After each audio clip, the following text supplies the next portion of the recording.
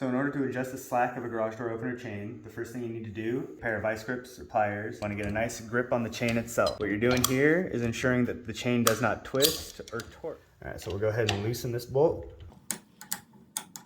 And what that's going to allow us to do is tighten the chain. So to tighten the chain, we're going to come over here, grab this bolt using a 1/2-inch wrench. Make sure that you're holding on to the chain with your vice grips or pliers, not letting it twist. So you can see now, if you look at the chain, the slack is gone. You can go ahead, come in here, get that nice and finger tight, grab the chain, tighten this bad boy back up.